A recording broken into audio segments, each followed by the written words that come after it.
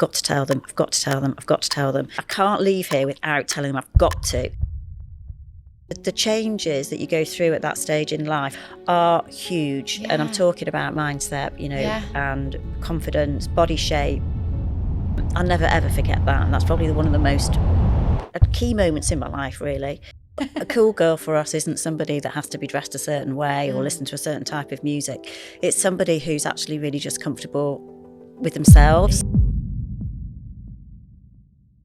Welcome to the Anything is Possible podcast. Today I am with fellow female founder Jo Davis of Black White Denim. Black White Denim is a boutique in Wilmslow, Cheshire, where the cool girls shop. I've been visiting Black White Denim for many years, and so I'm really excited to get behind the story of a brand that has sustained a successful business through a recession, COVID, and also the ever-changing face of retail. Jo, welcome to the podcast. I'm so happy to be here. Thank you. Me too. So I think that I was really keen to talk to you because you are the face of your brand along with your team, having a retail shop front, which it has sustained over a decade now, which is unusual. And your passion and your enthusiasm for continually changing what you offer and what you do, but staying true to your values, and then also reinventing yourself and offering this really amazing in-person experience. I would explain Black White Denim as a sort of shop where, you go into some shops and you don't go in if you're not going to buy that day. Yeah. It's never like that. Like, I know I could just come in, have a browse, and I'm not judged. And then equally the next time I might come in and buy something. So I think you've created something really special. Before we talk about the story of Black White Denim, I want to talk about your background. But if you were going to sum it up over and above what I've just said to the listener, how would you sum up the shop as it is today? It is where the cool girls shop, but it's also where the cool girls hang. Yeah. But a cool girl for us isn't somebody that has to be dressed a certain way or listen to a certain type of music.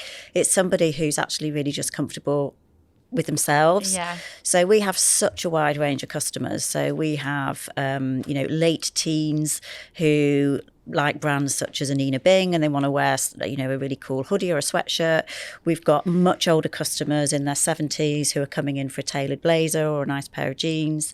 And we're one of those places where you come in and you are, Wilmslow is a very warm and welcoming place. It's one of the things that Wilmslow's known for, even though I think stereotypically people think Wilmslow's, the streets are paved with gold and we all wear sequins and high heels and it's Real Housewives of Cheshire. It is absolutely not at all. That is really not the Wilmslow I know and not the Wilmslow that I set up a business in. So, we welcome everybody in. You don't have to shop with us. And I always say that to people. So we have young mums coming in or new mums coming in with prams who are really nervous about, coming out and shopping again. Their bodies aren't what they used to be. They feel rubbish because they're not getting enough sleep. We are so happy to push prams around the shop while they just have a browse and feast their eyes on the collections that we've got. And if they go out with a smile on their face and without a carrier bag, we've sort of done our job. If they do take a carrier bag, brilliantly, but that is not the be all and end all. So come and hang with us. We absolutely love people's company. And that, you saying that actually, and I hadn't thought about that, really aligns with Anything is Possible because it is about anything is possible for you at any age. And you're talking about that sort of expansive decades from like teens to 70s, etc. Like my mum is super fashionable and she's like 80 next year. Do you ever have customers that come in that maybe have lost their way in fashion or not really been into fashion and they're going through like a new phase in their life as well? Yeah, very much so. And particularly since COVID. So there's a couple of things I think that have happened. So COVID was a shocker for us all. And it was very interesting to see how people shopped. So you would assume, so we were predominantly retail, adding bricks and mortar store at that stage. So I would say 90% of our business was in-store, 10% of it was online. Yeah. COVID hit and obviously we had to go 100% online. Yeah. And you would think people are terrified, they're indoors, they can't go anywhere, they've got nowhere to go, they can't travel, they can't eat out, they can't meet friends for coffee. But by God, they shopped. I mean, I think it just goes to show that what an appetite women have got for shopping. Yeah. Helpful as well, I think, that many stores, including our own, offered discounts during that period because we had to move the stock. We had bills to pay, we had overheads to pay, brands to pay. Thankfully, furlough took a little bit of the pressure off in terms of some of the overheads with wages. But coming out of COVID, people had they change shape through no Yes, fault of their of own. course, Well, I yeah. say through no fault of their own. It is through fault of their own, I guess, if I'm It was really that honest. wine on the Zooms. Yeah. Or so you had two types. You had the sofa surfers who sat at home in tracky bottoms and didn't do anything. And then you had the fitness freaks who decided to take that hour every day and power walk and actually use the opportunity to kind of reinvent themselves. So, but it didn't matter whether you were a sofa surfer or a fitness freak, when you came back into shop, everything's changed. And I know it's quite specific, this, but it is really quite crucial in terms of what we do, because black, white, denim, obviously we have a denim collection. The whole of the denim market decided to sort of switch up during COVID. Wow. So we went into it wearing skinny jeans, and then we came out of it being told skinny jeans were out and you needed to wear a wide leg baggy, which people were not comfortable with. So I would say that of our customers that come through the door, probably more than 60% of them they've lost their way, or they don't like shopping. They've lost a bit of sense of self. Middle age, so 50s. That's the decade that I'm in now. It's a really key period of life change. I listened to your podcast with Gabby Mendes about Talk 20s. Oh, did you listen to that? I'll tell you what, you could absolutely do Talk 50s. Because it's just the changes that you go through at that stage in life as a female, particularly. I can't talk from a men's point of view, are huge. And I'm talking about mindset, and confidence, body shape. What can I wear? Women who come and shop with us often have daughters who are just as into fashion, clothes and shopping as they are, but suddenly the daughter's point of view becomes the mum's sense of reason. So, mum, you can't wear that. And it infuriates me. Because I actually think, you know what, of course you can wear that. So there is no, there's nothing that you can't really wear at any age. It's just the way you put it together. That's so interesting. I think it's funny enough, because one of your neighbouring stores, Rumpus Resorts, which is all swimwear and everything, they were telling me similar, that because like the beauty of a local store is you build a friendship, and sometimes you go in and talk to them about things. And I guess that probably you're offering a safe space for people that are going through different changes. When they come in and see you, there's a lot more behind buying clothes sometimes than actually just the superficial nature of it. So retail therapy is a thing. It is an absolute thing. And we do have people who will come in and share things with us that they haven't shared with anyone else, actually. So we had a gentleman, actually, who we absolutely love, who's a partner of one of our customers, and he came in one day, I think he was buying either birthday or Christmas presents, and obviously we know his partner really well, so we can advise and make that as a pleasant experience as possible. And obviously we fleece him for as much money as we can. I need to send Joel in, don't you, Joe? Particularly if it's on Christmas Eve at 3:00. And he opened up about his early life, and he said, I haven't even told my partner this. And that was, we were all, we were literally like glued to the floor, mouths agog, and it was very emotional, very emotional. We have ladies coming in, people that have maybe been diagnosed with an illness, sometimes cancer, or they're having problems with the kids. And we absolutely, I don't know whether it's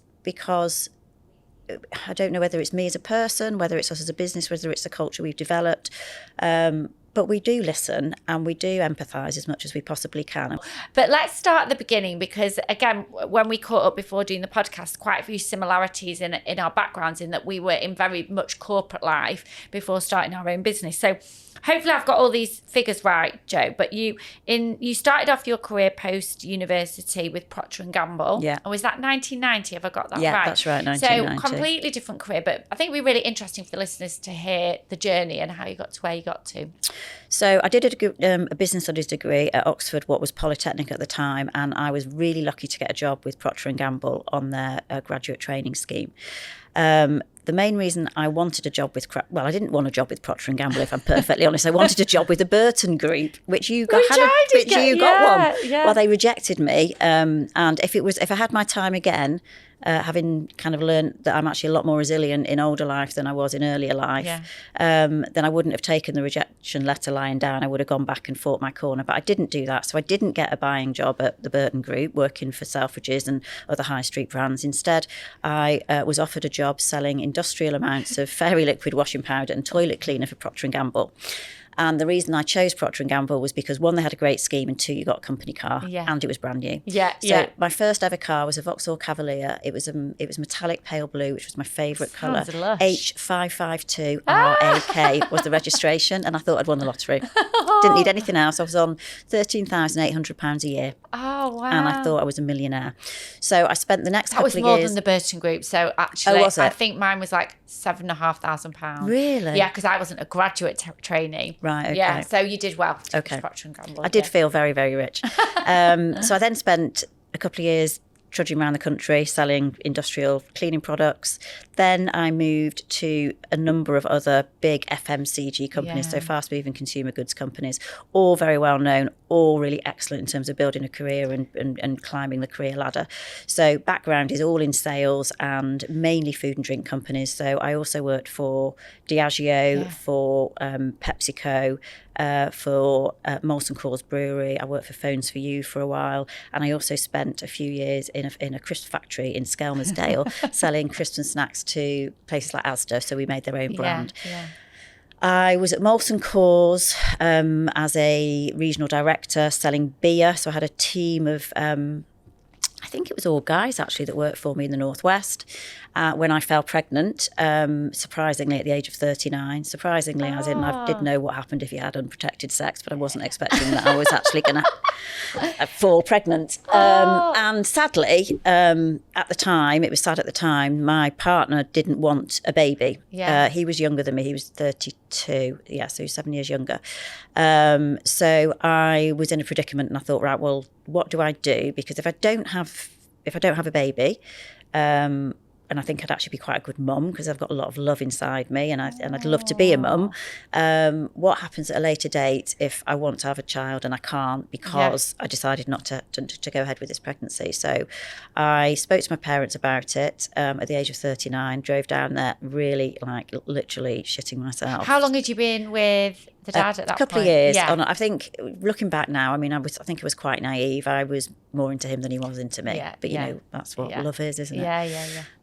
So went down to see my mum and dad one lunchtime, and I was on a work trip. I was going down to South Wales for some reason, so called in to see them. They live in the Cotswolds. We sat outside having lunch. I remember it vividly. I was actually wearing, can you believe this, a Florence and Fred dress from Tesco at the time. How times have changed. And we were sat outside, so Mum bought the salad out for lunch and everything. I'm thinking, right, I've got to tell them. Got to the end of lunch, I'm thinking, I can't leave here without telling them. I've got to. Yeah. So before... How far gone were you at this stage? I was August and I found out in the July time. So, I don't know, 6-8 weeks, something like that. You couldn't see anything. So right at the very end of the lunch, I said, right, I'm going to have to go in 5 minutes. Joe, just bite the bullet. They're your mum and dad, for God's sake. 39 years I'm old. 39. I went, I've got something to tell you. And they went, oh, right. And I went, I'm pregnant. My mum, from the opposite side of the table, literally went like that in shock. It was like I turned to stone. And my dad, bless him, he reached over and his hand was shaking. And he just grabbed my hand and he said, that's the best news I've ever heard. Oh, it's giving me goosebumps. Oh. And my dad, I'm going to get emotional now, but Dad because I'd left home at 18 and he hadn't had to be a dad for quite a long time. Yeah. Suddenly his purpose was back. So I needed him as my dad. Yeah. And then when Gabriel, my son, was born, the following April, he was the best dad to me and the best granddad to Gabriel. And he was just amazing. He would go to Tesco's in the middle of the night and buy Savoy cabbages so I could put the leaves on my boobs and all that kind of thing, make me cups of tea in the middle of the night and things. So I'll never, ever forget that. And that's probably one of the most key moments in my life, really.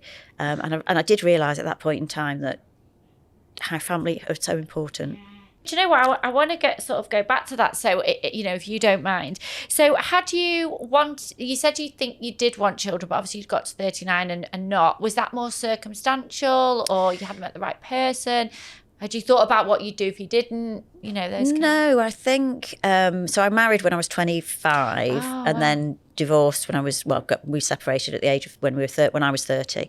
Rob was a couple of years. We're still great friends. He's my son's godfather, actually. Oh, he's pretty shit. He's a amazing. shit godfather, but he said he was going to be, but that's fine. I love him to bits. So we're really great friends. How lovely. So I assumed, and I don't really know why, I don't know what made me assume, but I assumed I couldn't have children. Yeah. But I don't know why I thought Yeah. that. There must have been something that happened in my medical history that at some stage. Yeah. So that was where I was at. That's why I think, again, when it happened, I was in such a state of, surprise and shock. And I do feel that things do present themselves for the right reasons. So I felt it presented itself for the right reasons, and that was for me to have a child. So you obviously, at that point, you were in your corporate career. So what did you do? Did you take maternity leave at that point? Yeah, so I was very lucky because, as often happens with big companies, and certainly it did then, that they offered, I had a year's maternity leave. So some of it on the first 6 weeks or whatever on full pay, then on statutory pay. So that saw me through. I then after a year, I went back to work. In the meantime, I'd moved from my Manchester home. I was living in North Manchester at the time in Worsley. I'd moved in with my mum and dad in the Cotswolds, because I actually found it as much as I, had this great career and, was on a great salary and I had a lovely life and was capable of many, many things. I wasn't very capable of being a new mum. I just found it completely confounding. Did you? Yeah. In what sense? Because this small thing that doesn't talk, doesn't move, can literally take up every minute of your day. Yeah. So I found it staggering, and I do think there was a bit of emotional, there was a lot of emotional stuff going on about the father and various things. So that wasn't easy. So mum and dad, and as I said, my dad stepping up like he did, provided this beautiful kind of cocoon. And I needed to be at home. I left home as soon as I could because I wanted to smoke and drink and party. We've led very similar lives. And then when it was time to, I went back into the nest and was was treated like a child again, which is exactly what I needed. I don't think you're ever too old for that. So my mum and dad used to live in the Cotswolds. They've just moved back, but I always found when I was really stressed with work, if I drive down to the Cotswolds, they were just by Moreton in the Marsh. As soon as you hit that Cotswold stone in the greenery, and everyone's a bit old-fashioned there and a bit like behind the times, it was kind of a place I would go to sort of, I can just forget about like the world for a little bit. So it's slow, isn't it? Yeah. It's sleepy. Yeah. I was born and brought up in Cheltenham.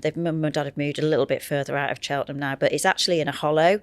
So the air is it is sleepy air. And I would often, when I was a student, when I went back home, I would get home, and I know as many students do anyway, because they're shattered from not studying, but from doing all the other things, is I would sit in front of the fire and immediately fall asleep. So my sleep quality is always really excellent when I'm there. Yeah. So you took the full year maternity. Were you living with mum and dad? Living with mum and dad. Went back, and I was doing I'd agreed to go back 4 days a week. But it was where the business was based, which was in Burton-on-Trent in Staffordshire. It was a 90-mile drive. So it meant me leaving in the morning before Gabriel was awake and then coming home at night after he'd gone to bed. So after about 6 months, I couldn't do it. It wasn't working. So there was an opportunity to take voluntary redundancy. So I did that. That gave me some money to spend the next couple of years just being his mum. In the meantime, I met my partner Dave. In fact, I met Dave early on. Gabriel was only 4 months old, and ended up moving in with him. So I now live the other side of Manchester, South Manchester. We live near Altrincham. And Dave has been a dad to Gabriel since he was 4 years old. So and continues to be a fabulous parent, fabulous father figure, and huge support of both of us, actually. Moved in with Dave. Dave was running his business at the time, which was a fabulous advertising agency in Manchester. And when the year before Gabriel was to go to school, he said, right, what are you going to do about going back to work? And where we live, Holly, a lot of mums don't work, do they? Because they are the family manager, and the dad's often got a really big job, and woman, quite rightly, for whatever reasons, chooses to stay at home and manage the family. And I kind of thought maybe I would be slipping into that role. Then I thought, actually, don't think it's me. Plus, I've only got one child, and he is at school all day. So, right, get off your arse and do something. So considered various options. Going back to what I'd previously done was not going to be possible because Dave's career and his role was demanding, and it wasn't something I didn't want him to have to compromise what he was delivering and his commitment to work. So looked at part-time jobs, sort of receptionist, 9:30 till 2:30 or something. Nothing really floated my boat, and it was him actually that said, right, why don't we do something together? So I will support you in terms of whatever support you need, and set up your own business. But it's got to be something that you absolutely love. You've got to have a passion for. Yeah. And there was only one thing that I had a passion for, and that was clothes and shopping. I was a very, very good shopper. Yeah. For clothes and other things as well, but mainly clothes. So he sort of laughed and said, well, yeah, but there must be something else. No, there isn't. Joe, dig a bit deeper. There absolutely must be something.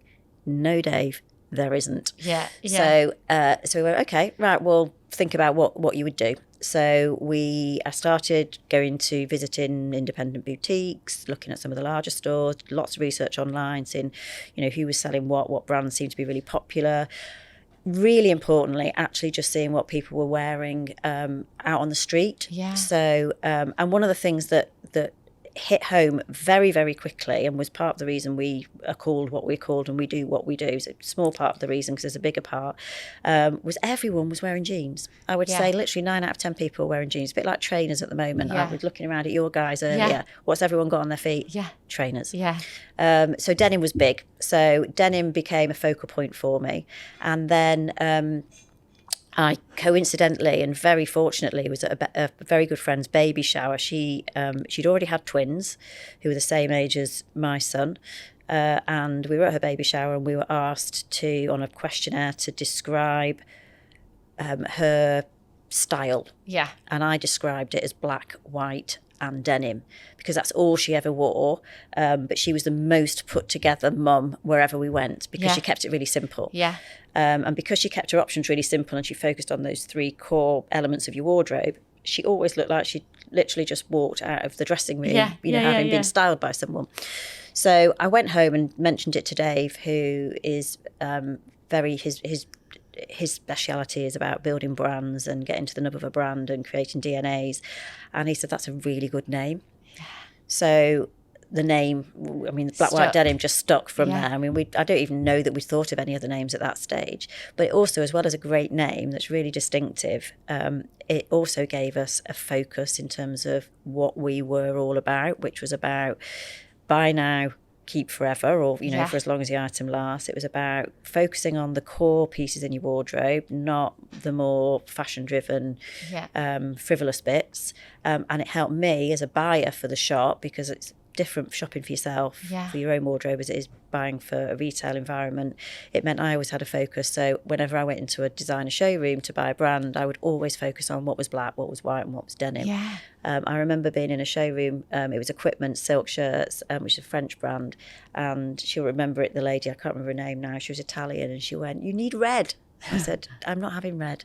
She went, no, just one red thing. Yeah. I'm like, I'm not having red. Yeah. So we didn't buy the red shirt. But she literally, and she was just laughing and laughing. And we have, over the years, we've introduced bits of colour and print into the business, but our core still stays exactly the same. Yeah. And our belief still is that if you only have black, white denim in your wardrobe, you will always look fabulous. Yeah. So you, just circling back to that corporate career, obviously very different.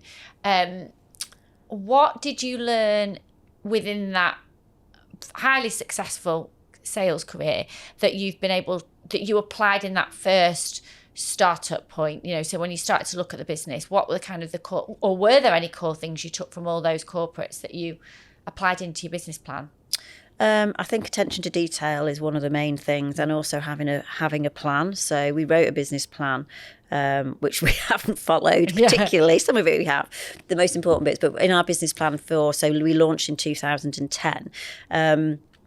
We actually had, because we would, when you open a retail shop and you're buying, well-known brands, the brands don't just agree to sell to you because you've got no credit rating. They don't know you're going to pay. They don't even know you've actually got a shop. Yeah. So but the big brands demand that you show them a copy of your lease and where you're getting your funds from. Yeah.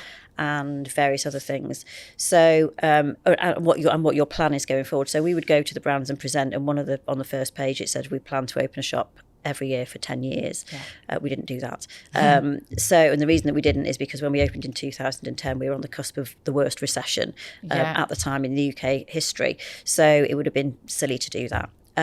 So definitely attention to detail, planning, and also ensuring that we had a team that was invested and also really engaged in what we wanted to do, and that the team members would reflect our values. So they appreciated, didn't mean that every person that works in the shop has to always buy from Black White Denim. Of course they don't, but when they are actually in Black White Denim, my team always wear clothes from our collections. I remember going into a local shop, this is years ago, not in this area, and it was high-end boutique, and I said to the lady, oh my God, I love what you're wearing, where's it, where is it? And she went, oh, it's from Zara. Well, it killed it for me. I mean, it killed the whole experience. And I felt very let down, actually, that she didn't reflect the values and the style and the essence of the store. You obviously progressed really well and did really well in corporate life. So for those listeners that aren't wanting to set up their own business, but they just want to be the best that they can be within their industry and their corporate career, what would be your sort of advice within that side of things? One of the biggest challenges I felt, and I don't know what it's like now because obviously I've not been in that space for a number of years, was actually having permission to be myself. So, and I think society now is we are much more focused on actually embracing people's individuality and differences rather than trying to fit them into a box.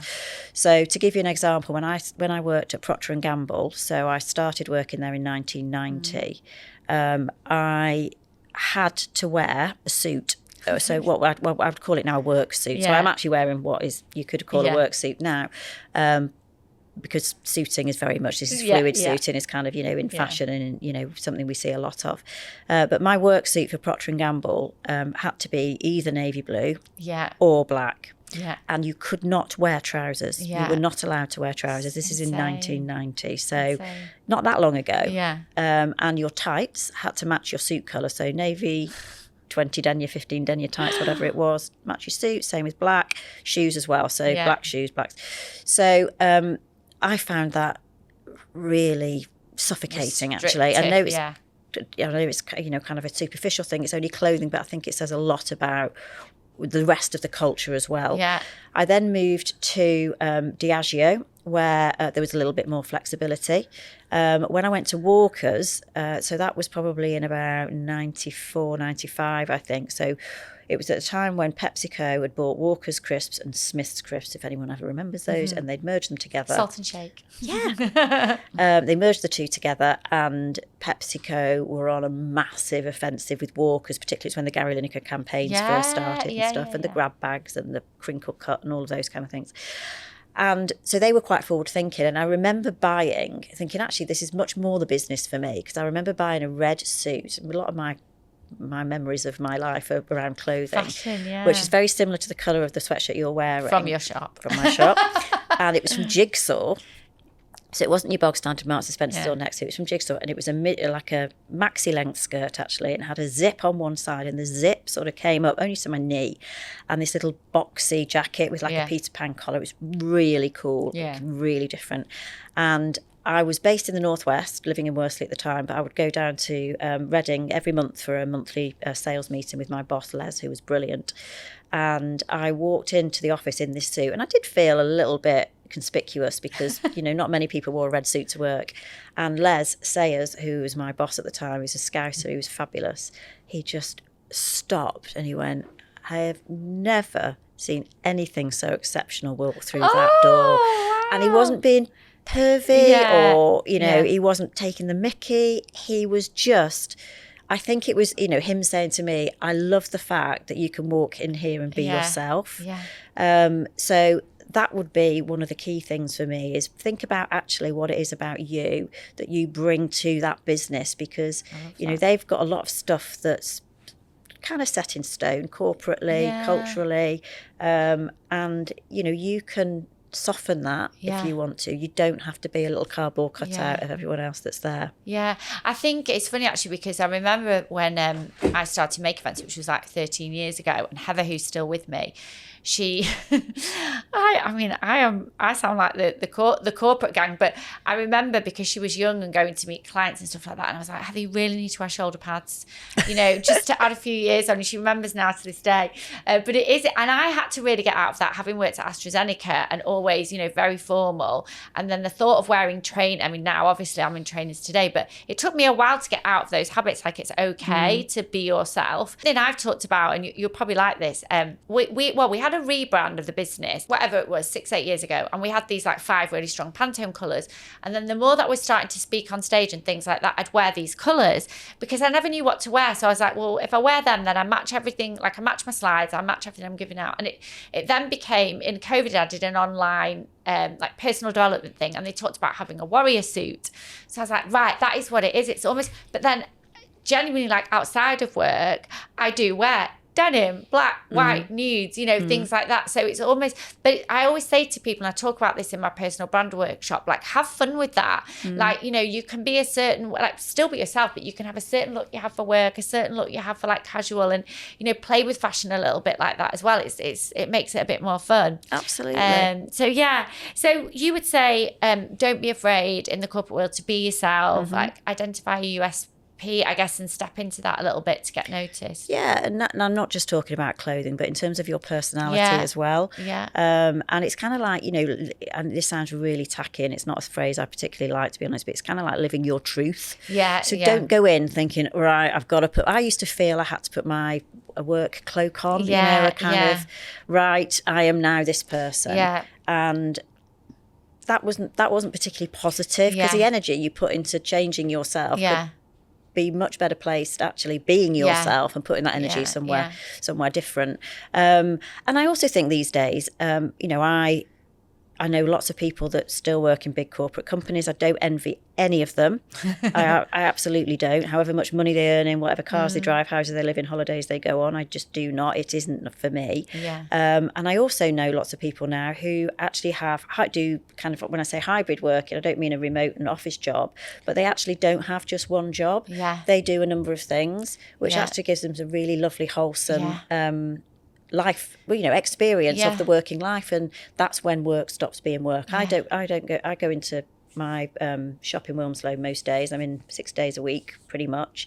I never ever walk through the door feeling, right, this is a workplace, this is a job. People that work for me they do refer it to as work, obviously, but it's like, it's a bit of a standing joke that is this actually a job? Is this actually my job? Talking about, work not feeling like work. So I took the small team, so 3 of us and myself, we went to Paris for 1 day in January. We went to buy 2 brands, so a Nina Bing, which is our biggest selling brand, and then we are going to be stocking Ganni, which is a massive favourite from July.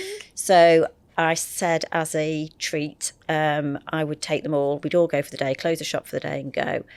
And we were in between appointments, and we were looking up at the Arc de Triomphe, I think it was. And Ella, who joined us 18 months ago and does a lot of our sort of marketing, comms, social media, she's now involved in some buying. She's fabulous. She was taking a picture, and she just sort of stopped, and she physically held her hand to her heart, and she just welled up, and she went, "Oh, I'm so sorry." She said, "I've just got really emotional because I just never thought I'd ever get to do this in a job." Oh, it was amazing. I think as well as a business owner, you get so much joy from the team, seeing them happy or experiencing something that they would not necessarily experience. I am, a massive believer in people being, it is the people that make the business. Yeah. And I'm very, very fortunate that, we've got, as I say, a mixed team now. It's not that mixed, so we're all female. Jackie, Anna and myself are all in our 50s, and poor Ella is in her mid-20s, but surrounded by 50-year-old menopausal women on a daily basis. But we have a lot of other people walk through the door. So, everyone that comes through, even though they're not a member of the working team, they still feel a part of the family. Yeah. And Daniel, our window cleaner, who's in his early 20s, I mean, he cleans the windows on a Monday. He comes for his money on a Thursday. And on a Friday, for when the people that he hasn't collected from yet, he comes in, we make him a coffee and he sits at the little workstation in the shop and he writes all his bills out. Oh, I love that. He uses us as a toilet stop and a bucket of water stop. And I love it. Phil the postman, adore him. Steve the DHL driver. Yeah. Joe the UPS guy. So, you build a community around that. And those are all the people that actually make our business work and make our business tick. The shop wouldn't look sparkling if it wasn't for Daniel. He comes in and does the mirrors as well. We wouldn't get our deliveries out on time to customers and usually next day delivery if it wasn't for Steve. Phil the postman brings returns back to us. We always joke saying, well, we don't want that one, Phil, and various other things. He knows everything that's going on within Wilmslow. So when I go on holiday, I really miss it, actually. And when I get back, I'm like, how are you, Phil? What's been going on? Yeah. Oh, that's so lovely. So you've got the love of fashion. You've had the corporate background. Dave's obviously got the branding, the DNA background. How do you learn? Like, how do you go from knowing nothing to stocking a shop, knowing how, I'd love to understand that journey. So I did it all literally from scratch and, with a very logical but naive, innocent and ignorant mindset. So basically, I applied logic. And so I knew that I had a shop that was a certain size and I knew how tall and how long the rails were that would fit into that area. So I mapped out the shop, the equivalent of the shop on our living room, I think it was Dave's study at the time, actually, floor, with plain bits of A4 paper. So every A4 piece of paper vertically, so the long side was a rail. Yeah. And then I worked out, and I'd gone into shops and looked at how many hangers they might put on a rail to make it look premium, because if you go into a premium boutique, normally there's a bigger space between the hangers. You go into a cheaper shop, there's product literally squeezed on. So I worked all of that out. And I'm going to put my denim here, and I'm probably going to have shirting and knitwear here and jackets. We've got coats and boots and accessories and things like that. So it was literally play day. Yeah. It was me being 5. Yeah. And then I thought, right, so that's how much I can fit on the shop floor to make it look how I think I want it to look. Kind of literally just visualising it in my head. And how many pairs of jeans do I actually think I'm going to sell a week? Yeah. So I then multiplied the product, so let's say a pair of navy blue J brand, because that was the main brand we stocked at the time, Maria jeans, that was our best selling style, in midnight blue. Right, I think I'll probably sell 4 of those a week. How did you work that out though? Just thought I would. Thinking people coming through the door, just hanging out in Wilmslow a bit, watching people going in and out of stores. It sounds a bit weird, doesn't it? A bit of observation. You've got to be really observant. So I did that for every single style. And then I just thought, right, that's what I've got to buy. Then I worked out how much that was going to cost. Told Dave. So we found some money from various things, savings and redundancy payments and things like that. And then we bought stock, or we made commitment to stock.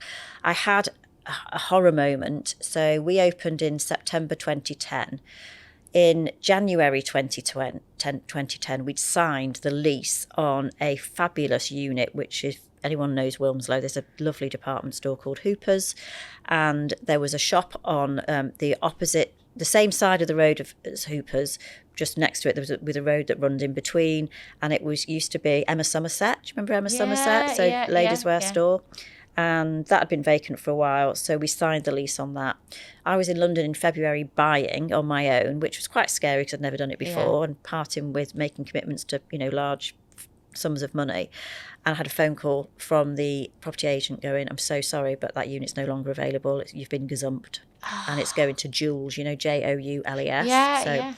Joules are taking it. I said, well, you can't, because I'm buying. I've bought stock. I've got stock coming. I need to open in September. Were you buying it, or were you going to lease it at that time? We were leasing the shop. Yeah.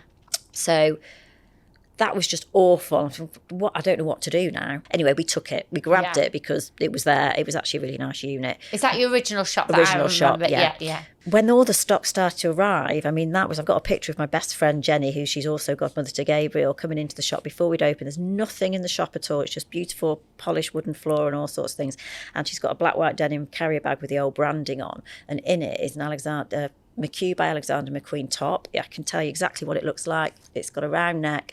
It's like a slightly crushed sort of silk satin, nice sort of boxy fit, and then it's got this chiffon little cap sleeve. She bought that in 2010 in August, I think it was, just before we opened. I don't think I even had a till at the time, and she still wears that top now. Oh wow! It's one of her favourite tops. Oh wow! So yeah, so that buy, interestingly, that one I did with no previous experience, no sales history, no data to work with whatsoever. It's probably the best buy I ever did. Yeah. Because you know what the danger is, sometimes when you've got historical data, you start trying to project then, don't you, based on what you've sold. And I've come a cropper with that a couple of times. So really you were going from gut instinct, you love a fashion. It sounds like you're very much a person that's got their head up, because you even said before when you came in here, you were like looking at what the team were wearing. And so was there a lot of, how long was that like research and observation period from sort of the making the decision to do it to actually opening?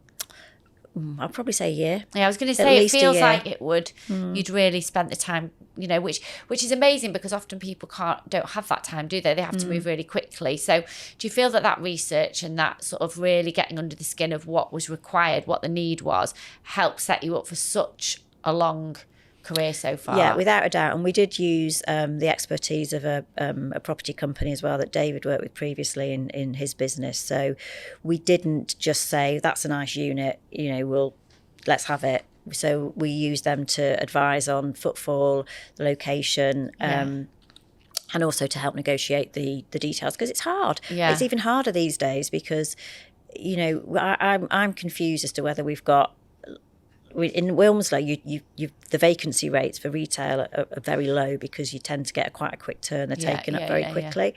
But in other areas, it might not be the case. So, and it's a massive commitment taking on a lease, as you will know, because suddenly, you are committed for a period of time, and it's not just the lease payments you're paying. You've got business rates, you've got all utilities, maybe car parking. Yeah. So it's a lot. Yeah. And unless you know that your business is going to be in a particular, profitable state over that period of time.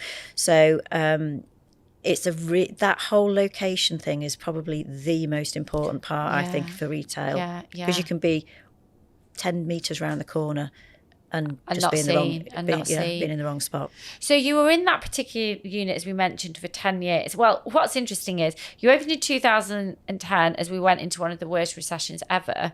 And then didn't you also, and we can talk about resilience through the business, didn't you also buy the building that you're now in as you were going into 2020 as we went into a pandemic? So your business, and one of the reasons I wanted to speak to you, has survived a tough industry under two very challenging time periods. What has been the secret of resilience and keeping going and success? I've never thought we wouldn't make it, and it is, it is. I think it's such a big part of me now, and the business is not about me. So yes, I am the face of the business and I own it. So that is a fact. But I don't make it all about me. It's not Joe's clothes. It's not Joe's Instagram. It's Black White Denim Instagram. I don't have my own personal Instagram account. It is about the brand and about me. And I think there's always a way. There will always be an appetite for, as I said to you before earlier on, in the very, very early stages of our discussion today, the fact that women were still shopping, and I mean, properly shopping. Yeah. There was no like, oh, I might or I might not. I'm having that and I'm having this and I'm having that. And one of the reasons coming out of COVID was really hard in terms of our in-store sales was because people had a load of clothes in the wardrobe they're not worn with tags on that they'd bought when we were locked down.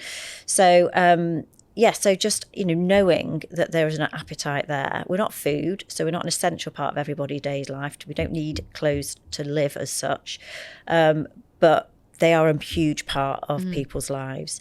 So, and also, the people that I've had around me have been brilliant. So, Dave particularly, he's very, very resourceful. He's a very, very curious person. He's very creative in his thinking. So we've tried lots of things, some of which have been a success, some of which haven't. Nothing that's been a disaster, thankfully, over the years as well. So just having that flexibility and the willingness really to adapt, because it's easy, I think, for you to get just sort of set in your ways. Yeah. And I do like change. Yeah. I do like a bit of a refresh and a bit of a revamp. And that's the reason we bring new brands in every so often. We don't do it all the time because we're really happy with the brands that we've got. We love them. We trust them. Our customer loves and trusts them like they do us. So it's having that agility. And when you're a small business, that's really, I think that's one of the key attributes that you have that can make things work. Yeah, definitely. Talk to us about that, about the DNA of a brand, because I'm guessing you weren't really involved in that in your corporate job, were you, in terms of any kind of brand DNA? For me, the DNA of your brand is your fingerprint. So it's something that's very, very personal to you. It's a bit like if someone lifted up a phone and said, right, Face ID for black, white denim, it needs to look like black, white denim. It's as simple as that. So there are certain things that are really, really important to us. So, the main one being is that we buy, the majority of our clothes are in black, white and denim. And if I didn't see any carrier bag or any logos anywhere, would I know it's black, white denim? That's really important. Another thing is, how do we talk? So there's a lot of talking, isn't there, these days? So you've got podcasts, you've got just the chat in store generally, you've got the captions you write on Instagram or wherever else, you've got your email campaign. So what is our tone of voice? And our tone of voice hasn't changed, and it's like girls at lunch. Yeah. So, when you sit down and you've got loads to catch up on, and it's literally quite, it's quite a lot. Yeah. It is like that. And that, as an aside here, that can actually be quite exhausting. I get home at the end of the day and I'm like, please don't, David, go, do you have a chat? I'm going, oh. Yeah. Or somebody rings you. How dare you ring me when I'm at work? No, I've been listening all day.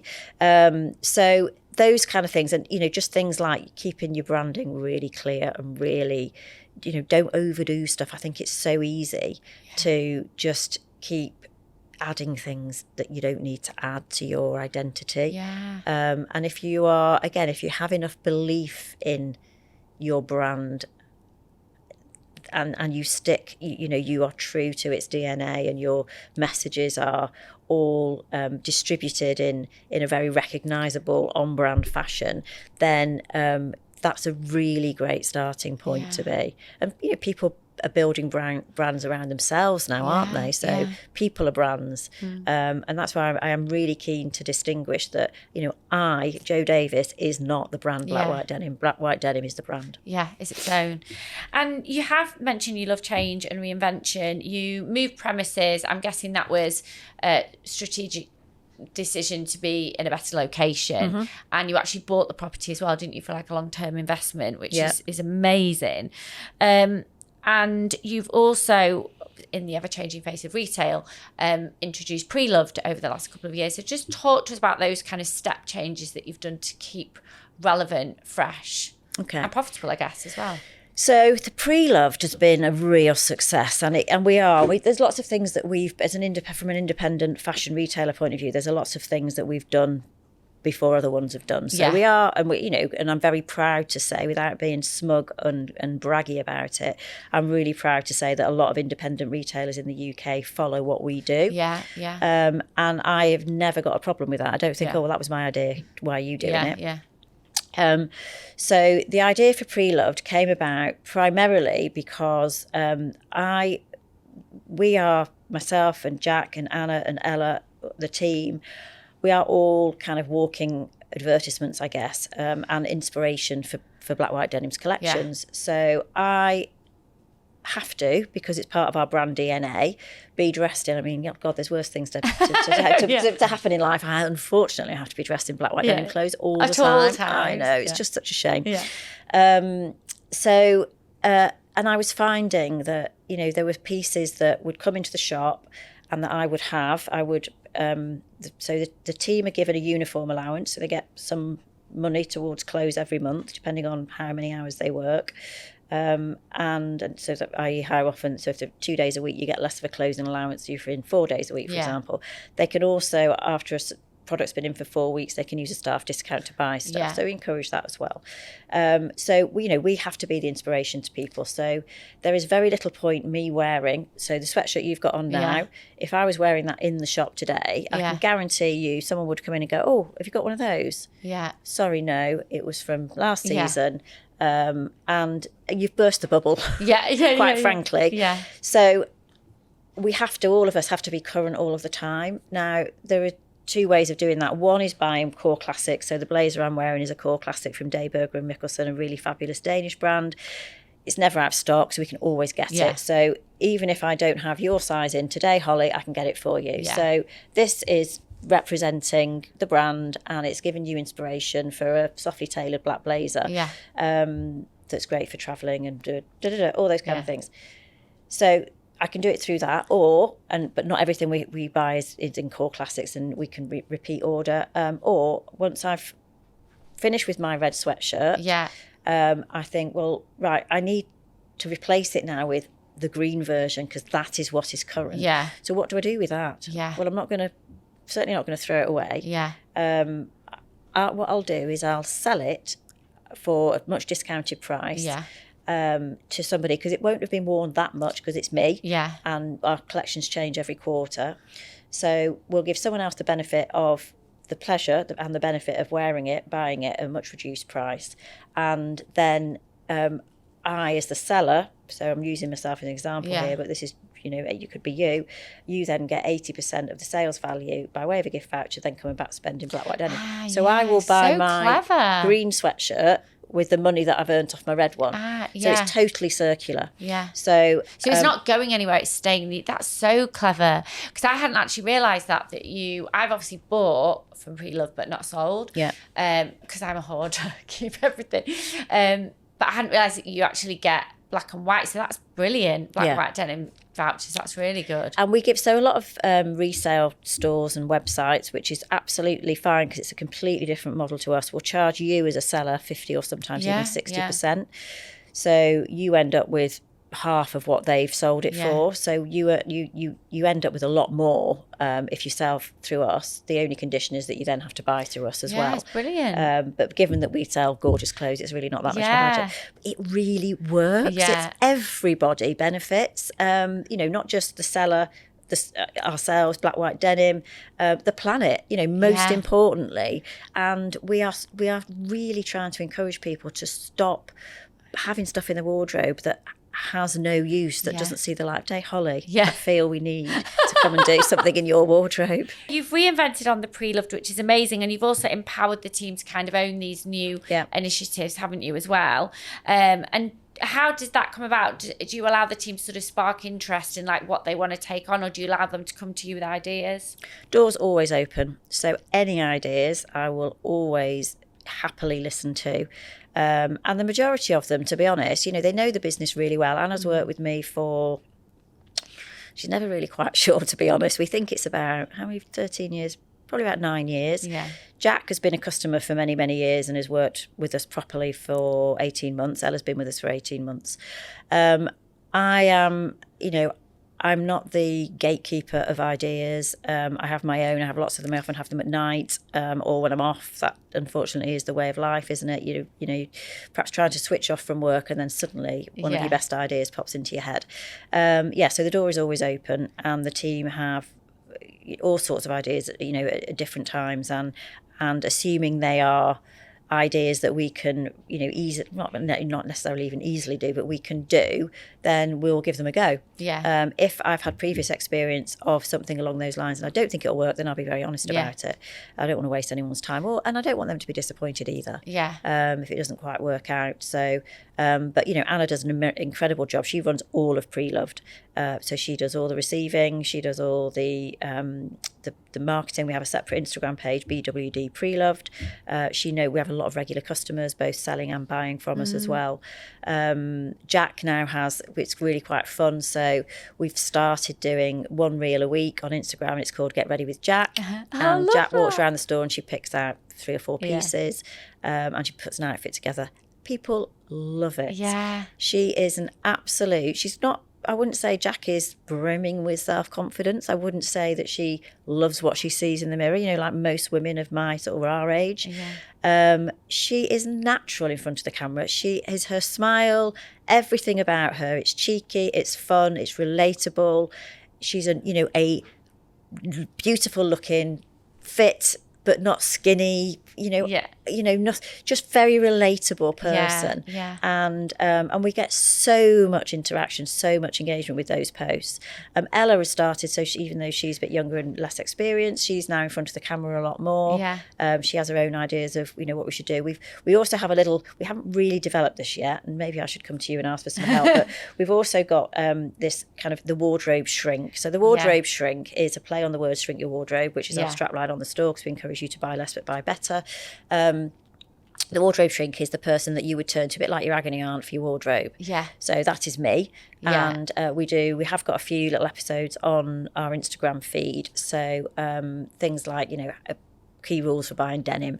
Why are women's clothes sizes so crap? As in, you buy a 12 in Zara that'll fit you, and then you buy a 12 next month and it's too big or too small. Various things. And we also do a column in a local magazine, the Glossy magazine. So that is more about problem solving and listening. And I think actually the wardrobe shrink would probably be a really good podcast format as well. So that's really interesting. So anything really. We've just all sorts of ideas. So you have sustained an amazing business, and I guess what's always interesting is I see in front of me is an effortlessly chic fashion sense, very capable businesswoman, very capable mum, seemingly very in love with your partner, very together. You've talked about the midlife, the 50s being a little bit challenging for maybe not necessarily you, but other women. What is your Achilles heel? So what are the things that people don't see behind the shop front that you struggle with? Or are you just very capable as you appear to be? No, I mean, I can pull it out of the bag when I need to. And I think I operate quite well in stressful situations. So I'm quite good in a crisis. So when there have been challenges business-wise, I've coped with them. And I cope with them quite well. Like you said, you've got that logical brain, so you can kind of go into... And I've got a bit of a switch. That something will just kick in. A little bit different parenting wise, having a teenager was not easy. Gabe was a teenager during COVID, so he was 14. He was 14 in 2020. Missed lots of school for obvious reasons because they weren't at school. School's not his thing anyway, so loads of problems.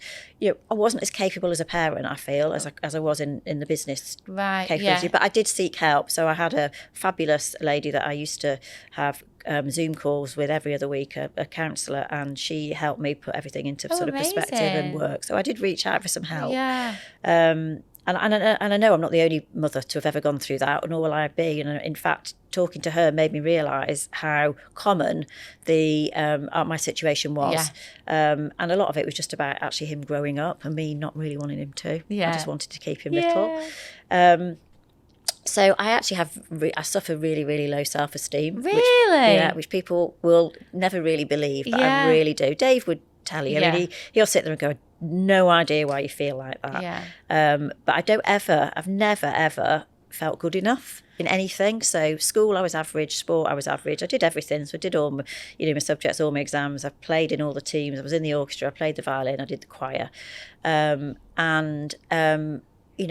people comment on an outfit I've put together or how I look, I find it very difficult to take a compliment.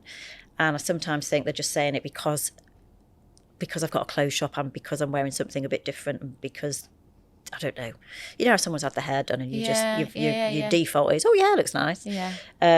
So sometimes I feel like that. So, and I don't think I'll ever have high self-esteem, if I'm perfectly honest with you. Is that across everything, or so I know mine will stem around a particular thing. Is it just a general? Because also it sounds like you had great parenting and stuff like that. Have you been able to pinpoint it, or do you just get on with it? I just get on with it. And I think there's a kind of a built-in modesty and humility within me. So, I've never been in a situation, and I would never want to be in a situation where I've ever felt remotely better than anyone else. More qualified, more capable, better dressed, slimmer, fitter, whatever. I'm so keen to be, I think, just, to feel included, to feel a part of something. I had a couple of, interestingly, in my corporate roles, I had two female bosses, and they were both absolutely horrible. And I think part of that, to be honest with you, is maybe that has an impact.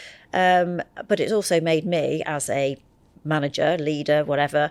And I hate when people call me the boss. I just don't like it. And, I own the business. The only thing I do differently to anyone else that works in the business is I happen to own it.